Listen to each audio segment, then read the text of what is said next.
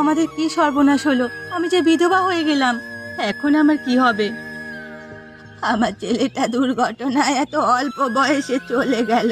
ছেলের বেদনায় আমি যে পাথর হয়ে গেলাম। উপরওয়ালা তুমি কি করলে? আমাকে আগে কেন নিলে না? যে যাওয়া সে তো চলে গেছে, তোমরা এইভাবে কান্নাকাটি করলে তো আর ফিরে আসবে না। তার সৎকারের ব্যবস্থা তো করতে হবে। আমার কপাল বুঝি এভাবে পুড়ে গেল, আমার সবকিছু শেষ হয়ে গেল। যার স্বামী নেই তার দুনিয়ায় কিচ্ছু নেই। তোমার তো স্বামী গিয়েছে, আমার ছেলে গেছে, অকালে আমার ছেলেটা চলে গেল। এভাবে কিছুতেই আমি নিজেকে সান্ত্বনা দিতে পারছি না। যা হওয়ার তা তো হয়ে গেছে, এভাবে কান্নাকাটি করলে কোনো লাভ হবে না। এই গ্রামবাসী তোমরা সবাই আছো, যা যা করতে হবে সব কিছুর ব্যবস্থা করো গো। না না, কিছুই করতে হবে না। যেভাবে কান্নাকাটি শুরু করেছে, মনে হচ্ছে দুনিয়াতে সবাই চিরদিন বেঁচে থাকে। একটি লোক মারা গিয়েছে, কান্নাকাটি তো কম বেশি করবেই। সবাই তো আর কান্নাকাটি করলে হবে না। রমেশ দা, তুমি আমাদের সাথে আসো, চলো আমরা সব ব্যবস্থা করি। মহিলারা এখানে থাকো, কেমন? বৌমা, তুমি এখনো কান্নাকাটি করছো? এখানে বসে এভাবে কান্নাকাটি আর করো না। কান্নাকাটি করলে তো আর সুকান্ত ফিরে আসবে না। উপরওয়ালার কাছে ওর নামে প্রার্থনা করো, যেন উপরওয়ালা ওকে শান্তিতে রাখেন। আমি যে কি করব কিছুই বুঝতে পারছি না। নিজের মনকে এত করে সান্ত্বনা দেওয়ার চেষ্টা করছি, কোনোভাবেই আমার মন শান্ত হচ্ছে না। মা, তোমার কষ্ট আমি বুঝতে পারছি বৌমা। আমার কষ্ট কি তুমি বুঝতে পারছো? আমি ওর মা, আমার কতটা কষ্ট হচ্ছে তা তো কাউকে বোঝাতে পারছি না। আপনার কষ্টটা আমি বুঝি, আমার চেয়ে আপনার আরো বেশি কষ্ট হচ্ছে। কিন্তু আমি কি করব বলুন তো মা? নিজেকেই তো সামলাতে পারছি না, আমি আপনাকে কিভাবে সান্ত্বনা দেব? আমি বুড়ো হয়ে গেছি, একজন বুড়ো মায়ের সামনে ছেলে লাশ দেখা কতটা কষ্টের বিষয়, সেটা হয়তো কাউকে বলে বোঝানো যাবে না। যে এমনটা দেখেছে সেই বুঝবে। উপরওয়ালা কেন যে এমনটা করলো আমাদের সাথে? এমনটা না করলে কি হতো? দুর্ঘটনায় মানুষটা পঙ্গু হতো, তাও তো বেঁচে থাকতো। কোনো স্মৃতি তো মানুষটার অবশিষ্ট নেই আমার কাছে। আমি কি নিয়ে বেঁচে থাকবো বাকি জীবনটা বলুন মা? এখন আর কিছু করার নেই। উপরওয়ালা যেটা ভালো মনে হয়েছে তিনি সেটাই করেছেন। আমরা কোনোভাবে তো তার বিধানকে আটকে রাখতে পারবো না। আমরা শুধু পারবো যে চলে গেছে তার জন্য উপরওয়ালার কাছে প্রার্থনা করতে।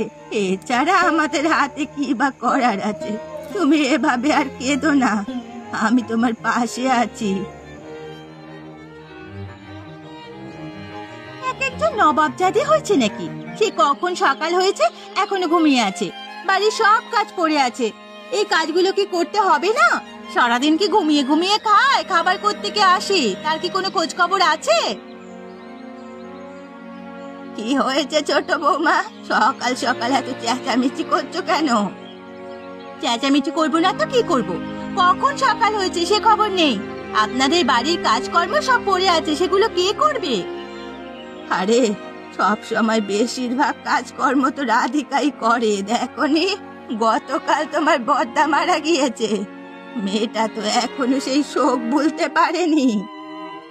আপনারও তো ছেলে মারা গেছে, আপনিও কি সেই সব বলতে পারেননি নাকি? তোমার তো কেউ মারা যায়নি, তাই তুমি এসব বুঝবে না। আমি এসব বুঝতেও চাই না। ছেলে মারা যাক আর স্বামী মারা যাক, ওসব আমার দেখার বিষয় নয়। বাড়িতে কাজকর্ম সব পড়ে আছে, তাড়াতাড়ি উঠে এই কাজগুলো করতে বলুন। বসে বসে খাওয়া এ বাড়িতে চলবে না। তুমি এমন করে বলছো কেন? পশুর মতো ওর মানসিক অবস্থাটা বোঝো। দুদিন তো তুমি কাজ করে নিতে পারো, সবকিছু ঠিক হলে না হয় ও কাজ করে নেবে। বাবা গো বাবা, আমার স্বামী রোজগারের পয়সা দিয়ে ঘরে বসে খাবে, হ্যাঁ? আর আমাকে কাজ করতে বলছে? এদের আসপর্দা দেখে আমি অবাক হয়ে যাচ্ছি। আচ্ছা ঠিক আছে, তুমি এত চেঁচামেচি করো না, মেয়েটাকে ঘুমোতে দাও। আমি সব কাজকর্ম করে নিচ্ছি। ঘুমাক আর যাই করুন, সব কাজ শেষ করুন, সে যেই করুন না কেন।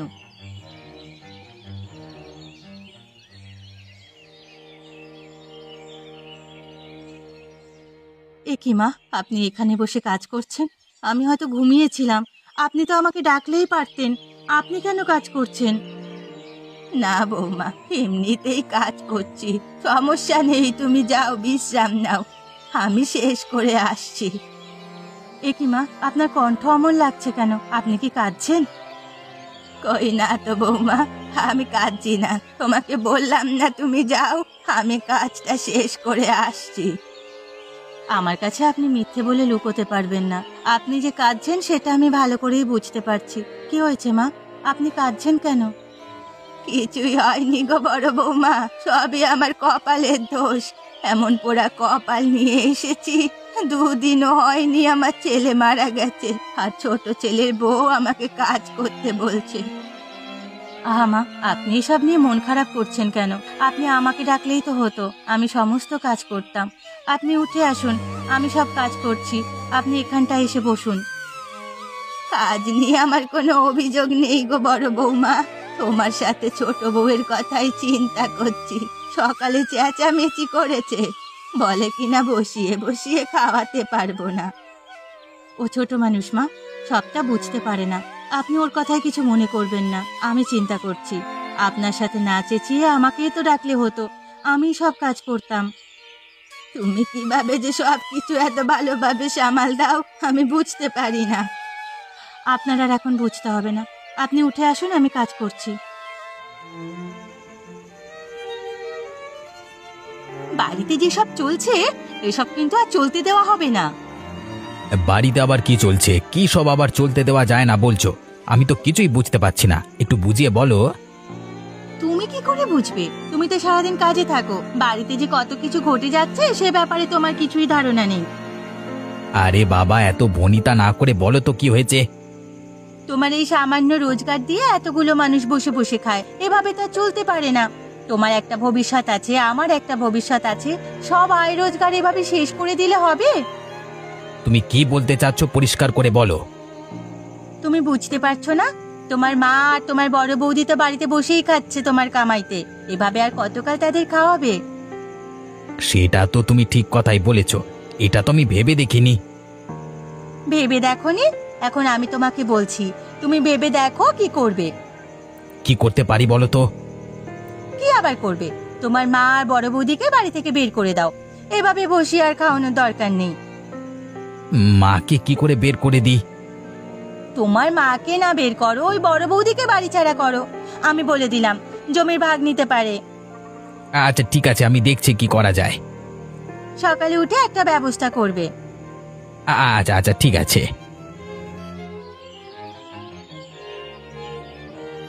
কিরে রমেশ, সকাল সকাল যেভাবে সবাইকে ডেকেছিস কেন?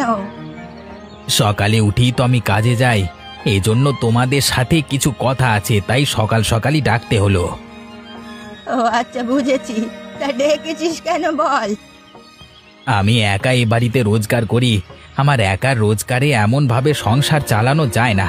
বড় বৌদি তো এখানে শুধু পড়ে আছে, এখন এ বাড়ি ছেড়ে চলে গেলেই পারেন নাকি?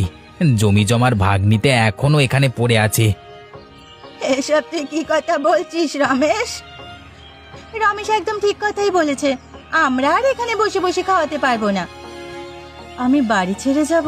কোথায় যাব? এ বাড়িতেই তো আমার স্বামীর সকল স্মৃতি। না না, আমি এখান থেকে কোথাও যাব না। সইছেন না, না গেলে কিভাবে এখান থেকে বের করে দিতে হয় তা আমরা ভালোভাবেই জানি।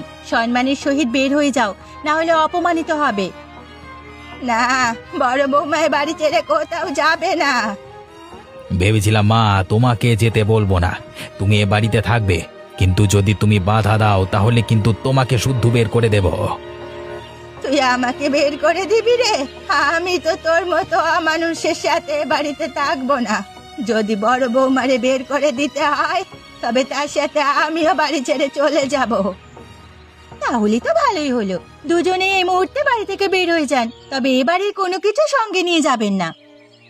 এ বাড়ির কিছুই সঙ্গে নেব না, চলো তো বড় বৌমা।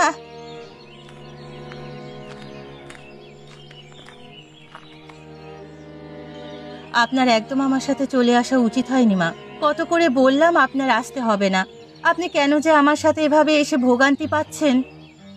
তোমা, আমার কোনো মেয়ে নেই, তুমি আমার বড় মেয়ে। আমার বড় মেয়ে বাড়ি থেকে চলে এসেছে আর আমি কিনা সেখানে থাকবো? না না, এ হয় না। আমার জন্য এখন আপনার কষ্ট করতে হচ্ছে। তোমার উল্টো কষ্ট হচ্ছে। আমরা তো তোমার প্রাপ্য সম্মান দিতে পারিনি। তুমি এক কাজ করো, তোমার বাপের বাড়ি চলে যাও। আমার বাপের বাড়িতে কেউ নেই মা, বাবা মা মারা গেছে। একমাত্র ভাই, তবে সে তো আপনার ছোট ছেলের থেকেও খারাপ। তাহলে এখন আমরা কি করব কিছুই তো বুঝতে পারছি না। আমারটা আমি দেখে নেব, আপনি বাড়ি চলে যান মা। না না, আমি তোমাকে ছেড়ে কোথাও যাব না। শেষ পর্যন্ত তোমাদের এই হাল হলো? আপনাকে আর কি বলবো বাবু? আমাকে কিছুই বলতে হবে না, আমি সবটাই বুঝতে পারছি। তোমরা চলো আমাদের বাড়িতে, ওখানেই থাকবে তোমরা। কিন্তু বাবু। কোনো কিন্তু নয়, আমার সাথে যেতে নিশ্চয়ই তোমাদের কোনো সমস্যা নেই। আমি কেমন মানুষ তোমরা ভালো করেই জানো। না না, আপনার সাথে যেতে কোনো সমস্যা নেই, তবে কোনো কিন্তু নেই, চলো আমার সাথে। বাকিটা বাড়িতে গিয়ে কথা বলা যাবে। তোমরা যদি এখনো এভাবে মন খারাপ করে বসে থাকো তাহলে কিছু হবে বলো তো? আমরা যে কি করব কিছুই তো বুঝতে পারছি না। আমাদের হাতে যে কিছুই করার নেই। হাত গুটিয়ে বসে থাকলে কিছুই করবার থাকে না। আরে হাত মিলে দেখো, সব কিছুই করবার আছে। আপনি কি বলতে চাচ্ছেন হরিপ্রসাদ বাবু? আমি বলতে যাচ্ছি, ও বাড়িতে তোমরা কাজ করনি, সেজন্য খোঁটা শুনছো। বাড়ি থেকে বের করে দিয়েছে। তোমাদের এখানে এসেও যদি বসে থাকো তাহলে তো একই কথা হলো। নিজেদের তো কিছু করতে হবে, নিজেদের পায়ে দাঁড়াতে হবে, আত্মবিশ্বাস ফিরিয়ে আনতে হবে। আমরা যে নিজে থেকে কিছু করব এমন কিছুই আমাদের কাছে নেই। উপায় থাকলে অবশ্যই চেষ্টা করতাম। কে বলেছে কিছু নেই? আমি যেহেতু আছি, তোমরা চিন্তা করছো কেন? আমি তোমাদের সব কিছুর ব্যবস্থা করে দেব। না না, তা হয় না। আপনি এমনিতেই আমাদের এত সাহায্য করেছেন, তার উপর আবার সবকিছুর ব্যবস্থা। আরে ভেবে নাও, আমি তোমাদের সবকিছু টাকার বিনিময়ে করে দিচ্ছি। যখন তোমাদের কাছে টাকা হবে সবকিছু শোধ করে দেবে। আচ্ছা ঠিক আছে, তাহলে বাবু আমরা কি করতে পারি বলুন না। খালপাড়ে অনেকগুলো দোকান আছে, তবে সেখানে কোনো খাবারের দোকান নেই। তোমরা যদি মাংস দিয়ে একটা সিঙ্গারার দোকান দাও তাহলে ভালোই হবে। এটা তো আপনি ভালো কথাই বলেছেন, তাহলে আমরা এটাই করব। আচ্ছা ঠিক আছে, আমি তোমাদের ব্যবস্থা করে দিচ্ছি। তোমরা এখানে দোকান দিয়ে একটি ভালো কাজ করেছো। আমরা সবাই ফসলের জমিতে কাজ করে অনেক ক্লান্ত হয়ে যাই। এখানে অনেকগুলো চায়ের দোকান থাকলেও তোমাদের মতো এমন কোনো দোকান নেই যেখানে আমরা তৃপ্তি করে খেতে পারবো। সেটা ঠিক কথাই বলেছ। গ্রামবাসীর অনেক উপকার হয়েছে এতে। আর এই মাংসের সিঙ্গারা, আহা, আর কি বলবো, অসাধারণ, খুবই মজার। হরিপ্রসাদ বাবু একদম ঠিক কথা বলেছে। এই সিঙ্গারার তুলনা কোনো সিঙ্গারার সাথেই হবে না। 10 গ্রামে এমন সিঙ্গারা পাওয়া যায় কিনা কে জানে। আস্তে আস্তে দেখবে 10 গ্রাম জুড়ে এ সিঙ্গারার সুনাম ছড়িয়ে পড়ছে। তখন বুড়ি এবং রাধিকার দোকানের সিঙ্গারা খেতে 10 গ্রাম থেকে লোক আসবে।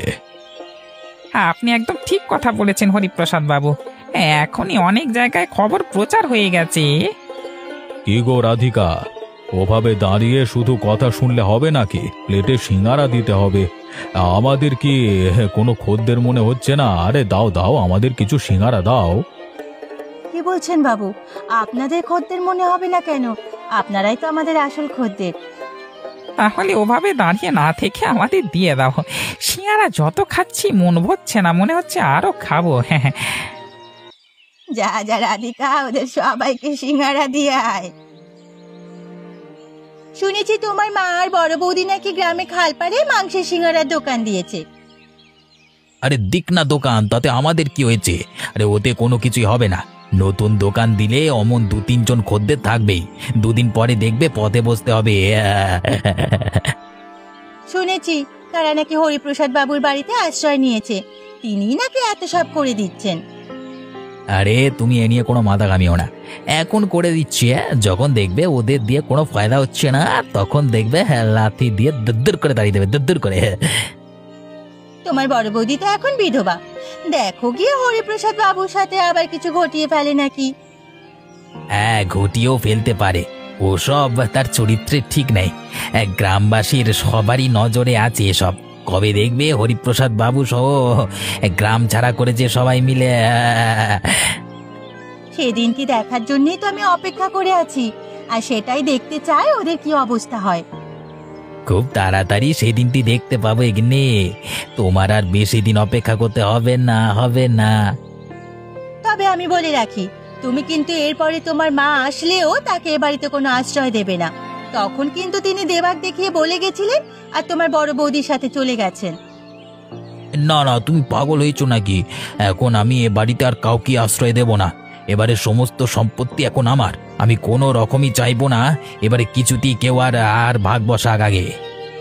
এই তো, তুমি একদম আমার মনের মতো কথা বলেছো। এই না হলে তুমি আমার স্বামী। তোমাদের দিনকাল তো ভালোই ফিরেছে। এখন আর এই দোকান দিয়ে কি করবে? তোমাদের যা সম্পত্তি হয়েছে সারা বছর খেলেও তো শেষ হবে না। সম্পত্তিটাই তো আসল না, এই গ্রামে তোমাদের এমন সেবা করতে পারছি, এটা ভেবেই তো ভালো লাগছে। যদি এখন দোকান বন্ধ করে দিই, তোমরা কোথায় খাবে বলো তো? তা তুমি একদম ঠিক কথা বলেছো বুড়িমা। দোকান বেড়েছে, তোমাদের সম্পদ বেড়েছে, বড়লোক হয়েছ, তবু তোমাদের সিঙ্গারার দাম একই আছে। তোমরা এখনো সিঙ্গারার দাম বাড়াওনি। অন্য সব জায়গায় দেখতাম একটু বড় হলেই জিনিসপত্রের দাম বাড়িয়ে দিত। আমাদের অতিরিক্ত লাভের দরকার নেই। তোমরা যে খেয়ে আমাদের আশীর্বাদ করছো, সেটাই আমাদের কাছে অনেক। ওরা যে শুধু তোমাদের সাহায্য করছে এটা কিন্তু নয়, গ্রামের বেশিরভাগ মানুষকেই বুড়িমা এখন সাহায্য করছে। আরে বাবু, আপনি আবার এসব কথা কেন তুলছেন এখানে? তোমরা ভালো কাজ করছো, সেটা তুললেই বাকি। হ্যাঁ রে হরিপ্রসাদ বাবু, আপনার সব কিছু বলে দিতে হবে না। আমরাও তো কিছু খোঁজ খবর রাখি। বুড়িমা এবং রাধিকা মিলে যে গ্রামের অনেক গরিবদের সাহায্য সহযোগিতা করেছে তা তো আমরা জানি। দূরের কথা বাদ দিলাম, আমার মেয়েটা বিয়ে দিতে পারছিলাম না টাকার জন্য, বুড়িমা এবং রাধিকা আমাকেও তো সহযোগিতা করেছে। কি বলছো? কি গো বুড়িমা, রাধিকা, তোমরা তো আমাকে এগুলো বলনি। সব জানলেও তো এটা জানতাম না। সাহায্য করলে সবাইকে জানানো উচিত না, এজন্য আমরা সবাইকে জানাই না। তোমরা তো আমার চেয়েও মহান হয়ে গেলে গো। কি গো? না না, ছি ছি, কি বলছেন বাবু? অন্তত এসব বলে লজ্জা দেবেন না, সবই আপনার দয়া। দয়া না, ওটা আমার কর্তব্য ছিল, সুকান্তর জন্য শুধু। এ কি, তোমরা এখানে এসেছো কেন? তোমাদের এখানে কোন কাজ আছে? যাও, চলে যাও বলছি। আমরা ভুল করে ফেলেছি, আমাদের ক্ষমা করে দিন। আমরা অনেক অসহায় হয়ে এসেছি। মা, আপনার ছেলে অনেকদিন ধরে অসুস্থ। জমানো টাকা যা ছিল সবকিছু বিক্রি করে তার চিকিৎসা করিয়েছি। এখন আমরা না খেয়ে বেঁচে আছি। দয়া করে আমাদের মাফ করে দিন, আমরা ভুল করে ফেলেছি। বড় বৌদি, আমাদের ক্ষমা করে দাও না। মা, না না বড় বৌমা, তুমি যদি এখন আমাকে এ নিয়ে কোনো কথা বলো, তাহলে আমি চিরদিনের জন্য এই দোকান আর তোমাকে ছেড়ে চলে যাব গ্রাম ছেড়ে। কোনোদিন আর এখানে ফিরে আসবো না। আমার চেয়ে তোমার দরদ অন্তত বেশি নয়। ওদের আসল চেহারা আমি ভালো করেই দেখতে পেয়েছি। তুমি ওদের নিয়ে আমাকে কিছুই বলবে না। ওরা যা করেছে তা অবশ্যই ক্ষমা করা উচিত নয়। গ্রামের মানুষকে অনেক বিভ্রান্ত করবার চেষ্টা করেছে। হরিপ্রসাদ বাবু এবং রাধিকাকে নিয়ে কুকথা বলেছে, এসব কিছুই আমরা তোমাদের কাছে বলিনি। ছি ছি ছি ছি, এত নোংরা ওরা! না না রাধিকা, ওদের ক্ষমা করো না। ভেবেছিলাম ক্ষমা করব, কিন্তু তোমরা এত নিচে নেমে গেছো, এ ক্ষমারও অযোগ্য। যদি ক্ষমা নাই করো তাহলে আমরা বাড়িটা বিক্রি করতে যাচ্ছি। হরিপ্রসাদ বাবু, আপনি আমাদের বাড়িটা কিনে নিন। বাড়িতে সবার ভাগ আছে, তুই তোর ভাগ বিক্রি করে দে, তাতে আমাদের কোনো আপত্তি নেই। এমন ঝামেলার বাড়ি আমি কিনতে চাই না। তাহলে তোমরাই কিনে নাও বড় বৌদি। আমরাই কিনে নিচ্ছি, তবে ও বাড়িতে আর থাকা চলবে না, চলে যেতে হবে। আচ্ছা ঠিক আছে। ঘর থেকে বেরিয়ে যেতে এতক্ষণ লাগে নাকি? যদি ভেবে থাকো তোমাদের আমরা আটকাবো, তবে এ বাড়িতে থাকতে দেব, তবে ভুল ভাবছো। কোনো মতেই তোদের আর এখানে জায়গা হবে না, অন্তত এই গ্রামেও না। আমাকে না, আমার বাপের বাড়িতে যেতে বলেছিল। এখন যাক না কাবেরী, ওর বাপের বাড়িতে গিয়ে উঠুক ওর স্বামীকে নিয়ে। ওদের মতো নিচু মনের লোক এ গ্রামে না থাকাই ভালো, ওদের জন্য 10 জন নষ্ট হবে। এদের না দেখলে বুঝতেই পারতাম না মানুষ আসলে এতটাও খারাপ হতে পারে। নিজের ভাই মারা গিয়েছে, নিজের মাকে বড় বৌদিকে বাড়ি থেকে বের করে দিয়েছে, কাপুরুষ কোথাকার। হলো, ঘরের ভেতর নাকি আজীবন এ ঘরে থাকার চিন্তা ভাবনা করছিস? যদি করে থাকিস তা একদম ভুল। আর ঘরের জিনিসপত্র কিন্তু আমরা কিনে নিয়েছি, কিছুই নিয়ে যাস না আবার। আরে ওদের এভাবে যেতে দেব নাকি? ব্যাগের মধ্যে কি লুকিয়ে নিয়ে যাচ্ছে সেটাও তো যাচাই করতে হবে। তোমরা অন্তত এভাবে আমাদের আর অপমান করো না, আমরা তো এখান থেকে চলে যাচ্ছি। এভাবে অপমান করো না দয়া করে। তোদের মান অপমান বলতে কিছু আছে নাকি রে? মান অপমান থাকলে আগেই ভাবতিস। যত সব নোংরামো, এসব নোংরামি তুই করতিস না। ওদের সাথে আবার কিসের কথা না বেরিয়ে ওদের যেতে দিন।